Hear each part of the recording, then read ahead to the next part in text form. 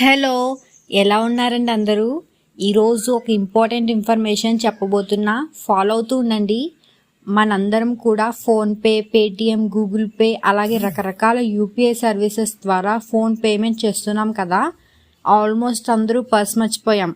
ఎక్కడికి వెళ్ళినా QR code ఉందా, క్యూఆర్ స్కాన్ చేసి పేమెంట్ చేస్తున్నాం. బట్ దీని మీద త్వరలో గవర్నమెంట్ ట్యాక్స్ విధించబోతుంది. క్రేజీగా ఉంది కదా.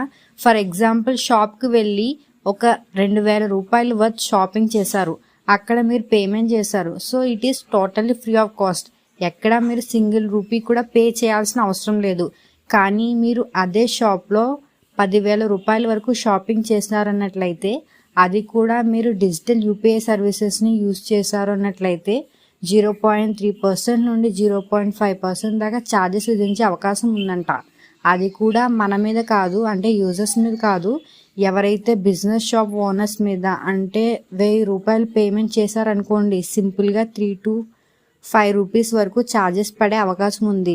బట్ ఈ 5 రూపాయలైనా కానీ షాప్ ఓనర్స్ అయితే భరించరు, తిరిగి మన మీదే వేస్తుంటారు.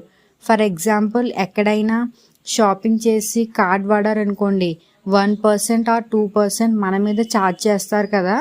ఈవెన్ ఆర్బీఐ ఛార్జ్ చేయకూడదు అని నిరుద్ధమని చెప్పినా సరే, స్టిల్ బిజినెస్ పీపుల్స్ మీకు ఇష్టమైతేనే చేస్తాం లేదంటే లేదు అని బలవంతంగా మన దగ్గర ఛార్జెస్ తీసుకుంటారు కదా. అలాగే ఈ ఛార్జెస్ కూడా మన మీద పడే అవకాశం అయితే ఉందంట. రీసెంట్లీ లోక్సభ దీని గురించి డిస్కస్ చేశారంట. ఇది ప్రవేశపెట్టి పాస్ అయ్యిందంటే ఇక ఈ ఛార్జెస్ యాక్చువల్గా బిజినెస్ ఓనర్స్ పే చేయాలి. వాళ్ళు ఎలాగో పే చేయరు కాబట్టి మన మీద పడే అవకాశం ఉంది. బట్ గుర్తుపెట్టుకోండి, పర్సన్ టు పర్సన్ అయితే ఛార్జ్ ఏమీ ఉండదు. ఎంత అమౌంట్ అయినా కానీ, 2 లక్షలు అయినా కానీ ఫ్రీ ఆఫ్ కాస్ట్. ఈ రూల్ గుడ్ ఆర్ బ్యాడ్ మీకు ఎలా అనిపించిందో కామెంట్ సెక్షన్లో చెప్పండి.